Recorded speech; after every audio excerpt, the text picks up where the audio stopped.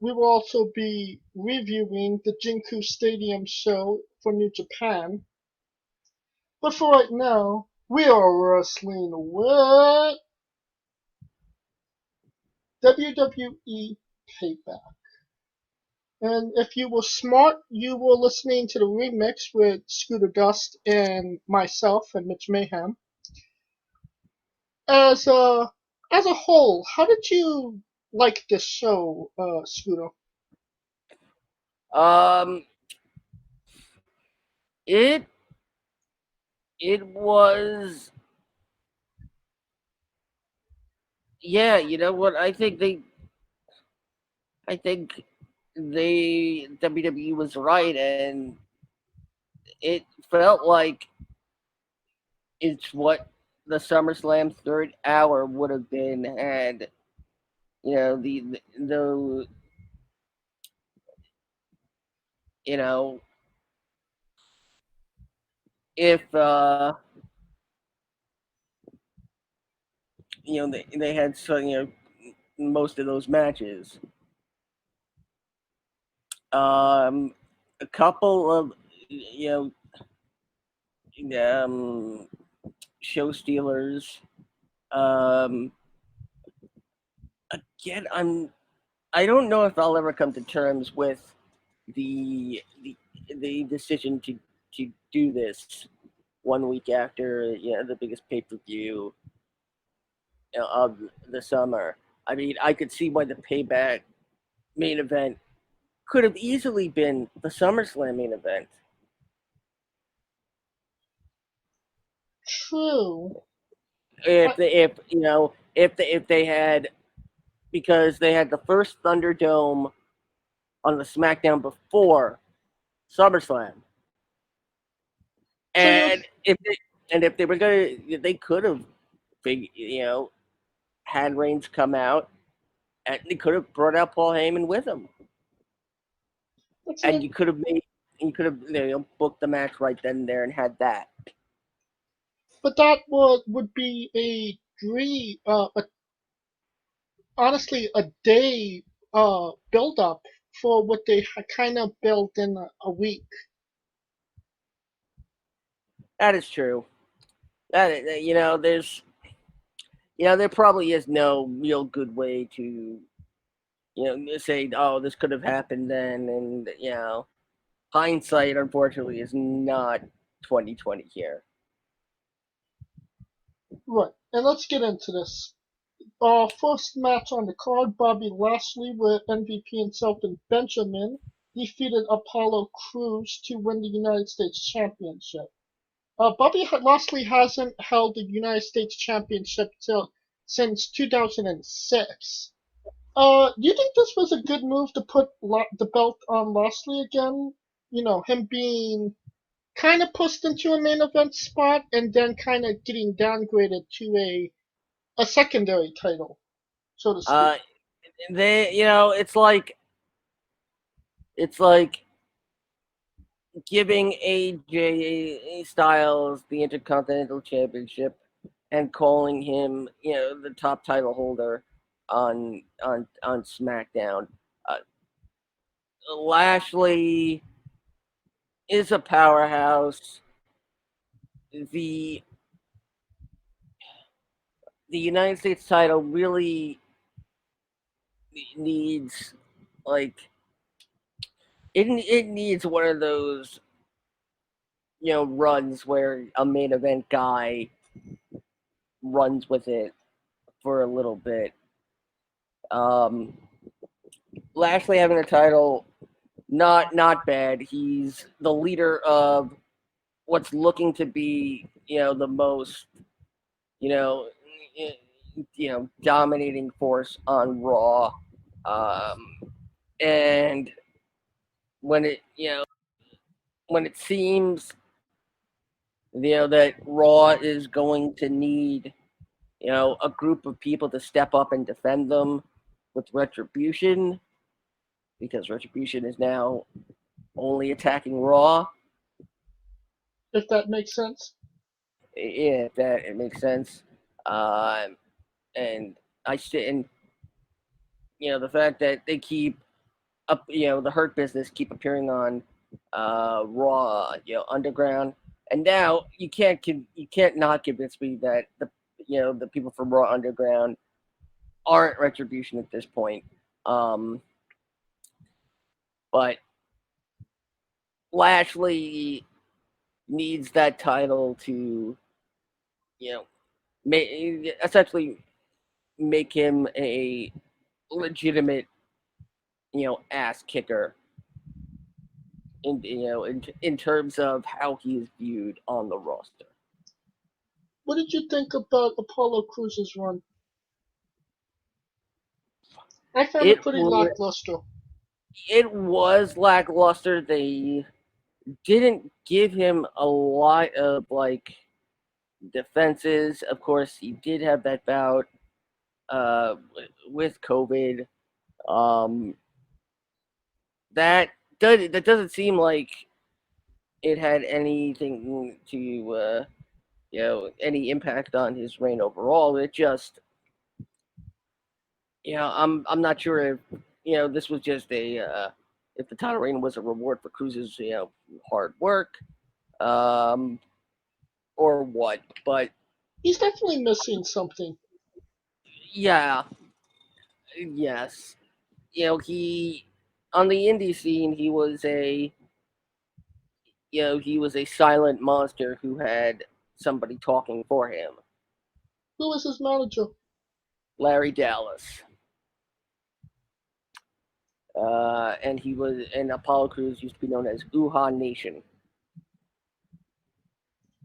And I can see why he had that mouthpiece coming Yeah, into WWE. It doesn't seem like the rivalry is over though, so we'll see where that kind of goes.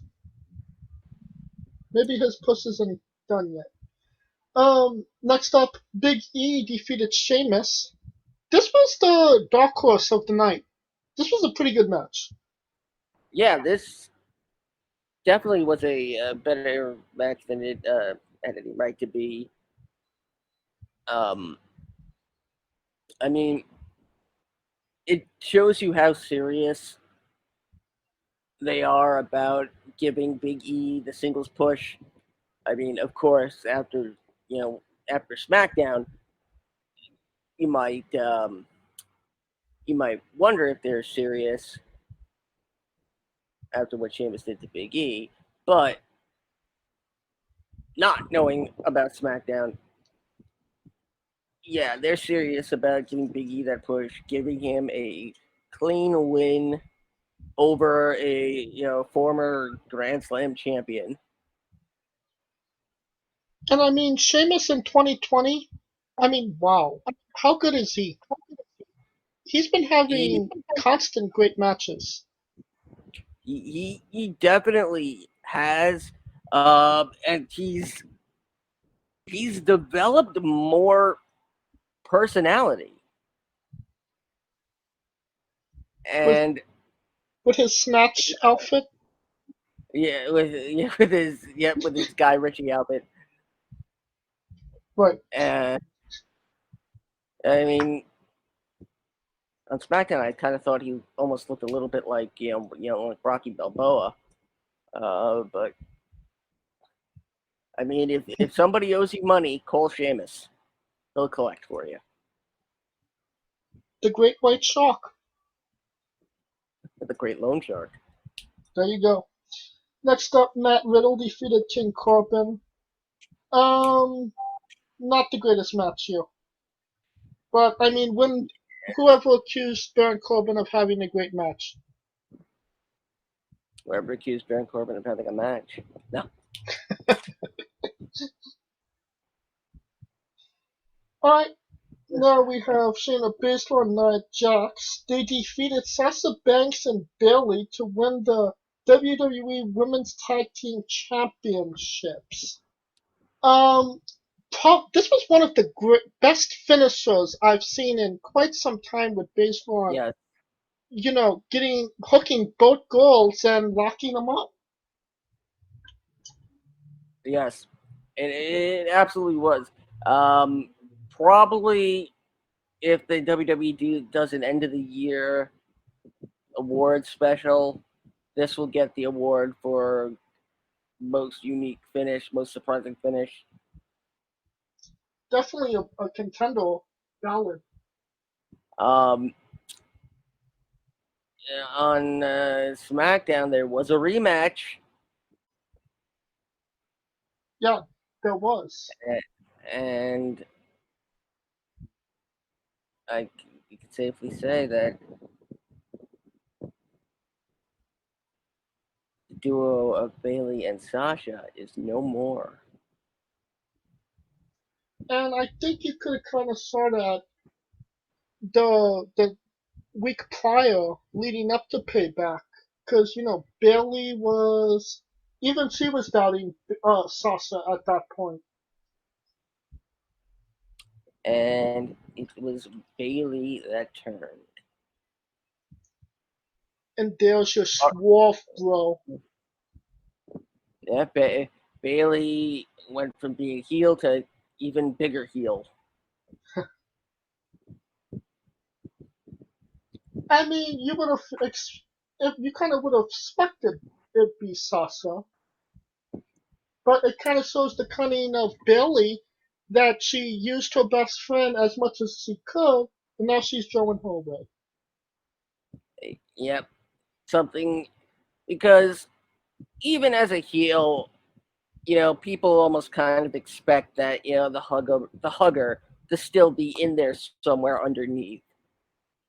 What happened on SmackDown shows the hugger is dead once and for all. Yeah, she'll hug you, but she'll stab a knife in your back. And, she'll stab you in the front, forget the back. She'll stab you all around. But Shayna and Nia, they're the new team Hell No, correct? Yeah, yes, that's actually a it's a good comparison. I mean, they they did provide a lot of storyline into building up the team here with Shayna and Nia. I mean, they did a couple of weeks of build up, um, but it definitely works. And most And importantly, it's entertaining. yes, when they when they eventually explode, it'll be fun to watch. Uh, Not to mention the hilarious social media from Nia Jax. You know, when she put out a few days ago, why is Asuka yelling at my boobs? Well, they have more personality than she does. I mean, and Um, if you go back to Raw and you watch, she's actually yelling right at them. I think this works because Nia. The less time Nia spends in the ring, the better. And having Shayna with Nia kind of make gives her some more personality that we haven't necessarily saw from Shayna. So it kind of works in that sense of they're kind of playing off each other. Now we have the surprise of the night. Keith Lee defeated Randy Orton. I mean, who saw this coming? Other than Vince McMahon. I mean, and especially in the way that it just like happened, it was just not even a Big Bang catastrophe. It was now what they're calling the Spirit Bomb. It was always called Spirit Bomb. It was always called the Spirit Bomb. Okay. Yeah. Uh, but the fact that it was that just put Randy Orton down in, I want to say this match barely even went 10 minutes. It went 9 minutes. Yeah. Yeah. When you have somebody, a brand new caller from NXT, beating your number one contender in 9 minutes. That shows the confidence they have in Keith Lee, and I stand by the fact that I said last week Keith Lee will be in the title picture uh, by the end of the year. If Keith Lee doesn't get a WWE Championship match by the end of the year, maybe probably before WrestleMania. Don't think. Well, it's maybe even the Rumble. I mean, with all the rumors that have been going around, I can see Keith Lee winning the Rumble and then challenging Roman on Ooh, SmackDown based on their history. that is a good. That's a good theory, Dale. Whatever whether they choose to put him on SmackDown or keep him on Raw, I definitely think that they're pushing Keith Lee to the moon here. And it wouldn't surprise me if maybe they put the belt on him before year's end. But that's just speculation. I will say that I think that they took out the Big Bang Catastrophe because it's kind of like a jackhammer, and they want to bring Goldberg back, and they don't want two guys using the same move. Yeah, that's true. Plus, I I'm betting somebody made the realization that the initials of his move were EBC, and what Who it in could Vince stand. McMahon's inner circle do you actually think knows what that means? Bruce Pritchard, Oh God, no, he doesn't. He knows what a fatty is and a pimp daddy, but big. Pat Patterson. Yeah. All right. You, okay, okay, you Moving got me. on. To say, uh, moving on to the next match. Uh, trying to get the next match. And the next match is Rey and Dominic Mysterio defeating Seth Rollins and Murphy. And not a bad match. But you could definitely see that Dominic uh, has grown leaps and bounds from at least 1 week. Yeah, I mean Dominic probably one of those. It seems like Dominic is one of those guys who's probably busting his butt every day, you know, to get better in the short span of time that he had. And it was a decent match, and it was the right result. And I mean, with that being said, I'm not sure how far how much more Dominic or where Dominic goes from here, basically. Right. But, I think this was, that kind of end result because obviously Rey Mysterio wanted to at least have one tag team match with his son Yes. during his run. And he got it, and I honestly thought the match lived up to that expectation.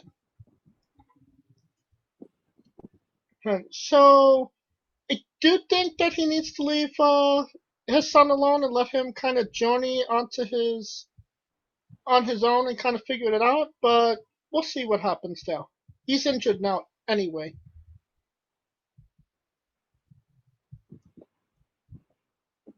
And that brings us to our main event. No holds barred triple threat match. Roman Reigns with Paul Heyman defeated The Fiend Bray Wyatt and Braun Strowman to win the Universal Championship. A cluster on the main event, if anything, and it just shows you that you can now just hold on to a contract before you even sign it, and just bring it out, in the middle of the match, sign it, and boom, you're in the match. I mean, yeah, isn't that what Money in the Bank is? In retrospect, yeah. I mean, it's definitely a very good way to get Roman over as a heel. And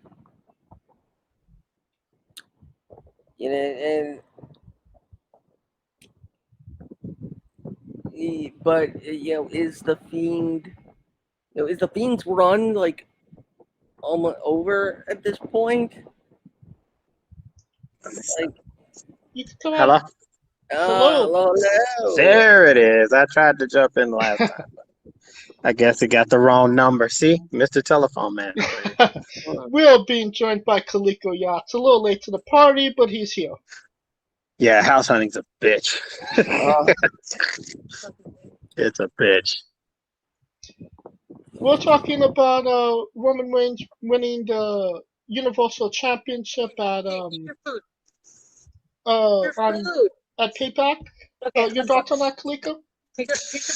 I mean, essentially, everyone else was kind of de facto champ while he was there. Well, gone anyway, because, I mean, he was the champ. He lost it to cancer.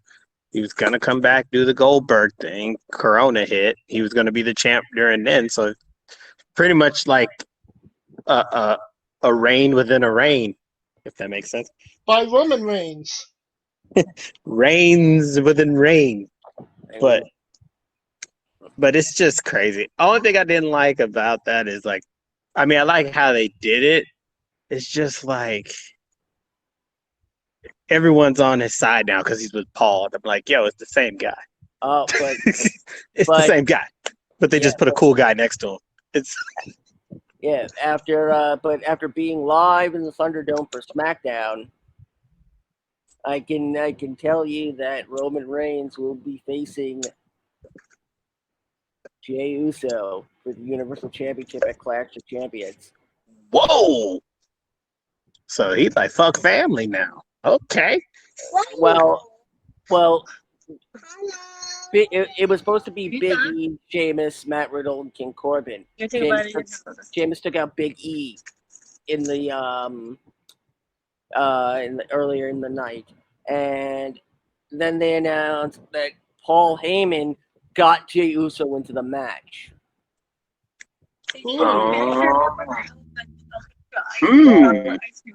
So, and of course, based on the rumors that I've heard about them wanting to do Roman and The Rock. If you eat that, I'll get you chocolate. Corona versus cancer.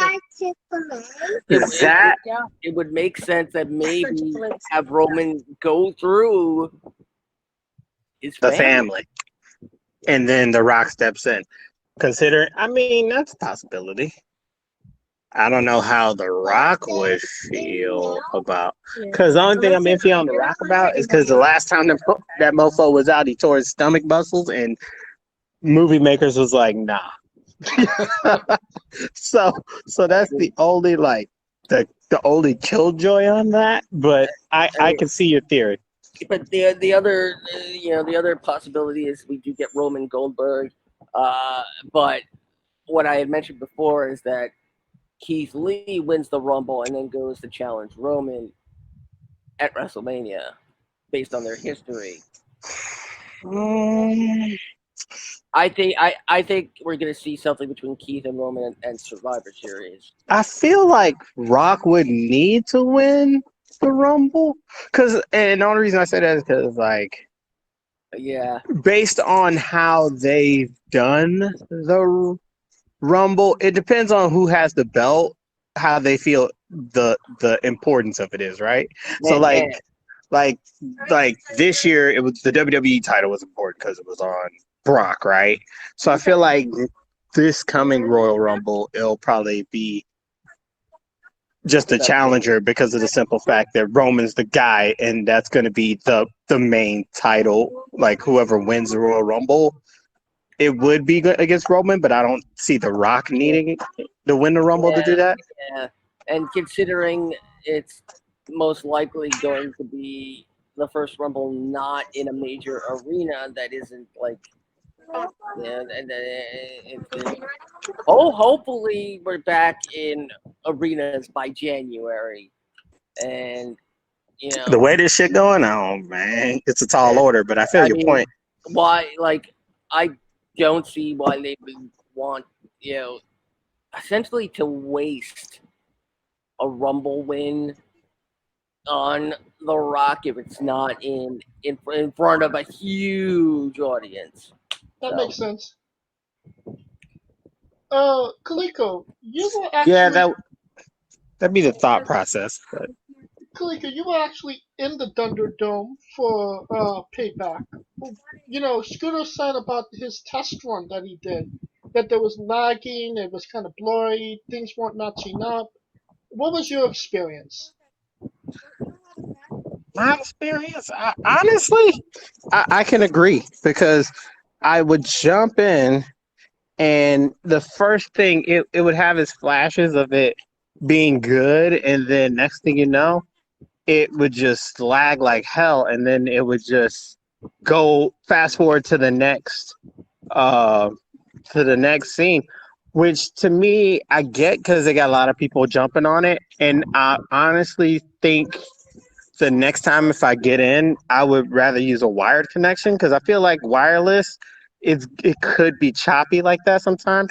But that's no excuse for WWE because especially when they're setting something up like this where they know is going to be a gang of people on some servers, they should be having the equipment to back that up regardless. Now, Because the NBA prime example, they do it, and I haven't heard of any unless the fans are just like whatever. I haven't heard any like bitching about their services. and being in the Thunderdome for SmackDown, I can tell you it ran absolutely smooth and nearly flawless on Really? a Really? wireless connection.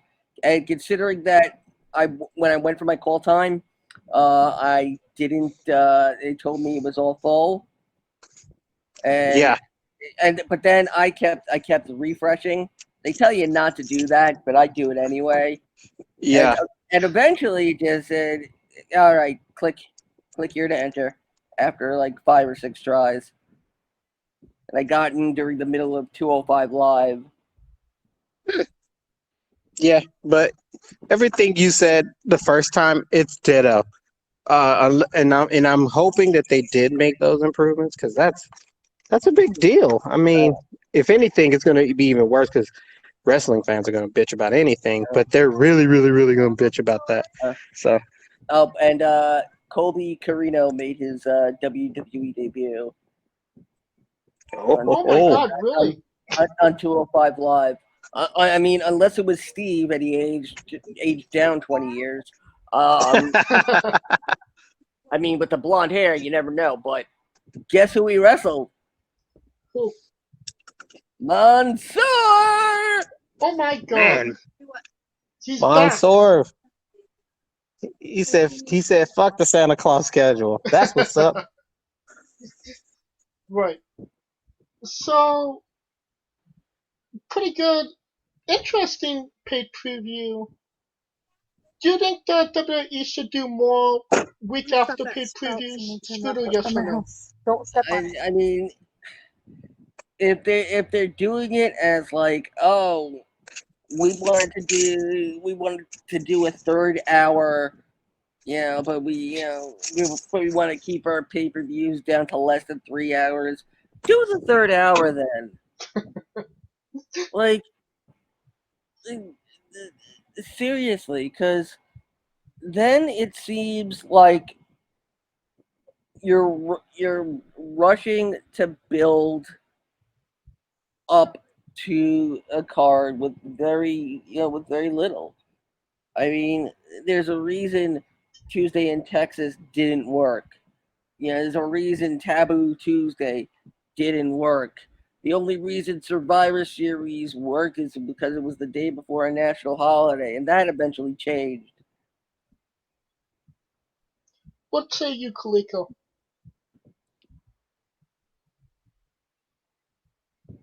I agree. I think it's like it's just one of them things where it's trial by fire, and they're gonna give it the best that they can.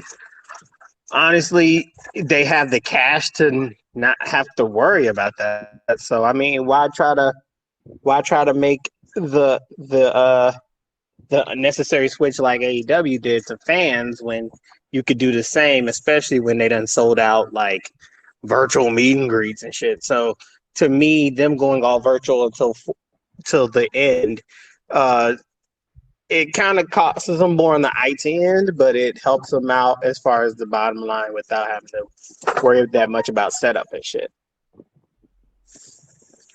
So it's a trade. It's a trade off.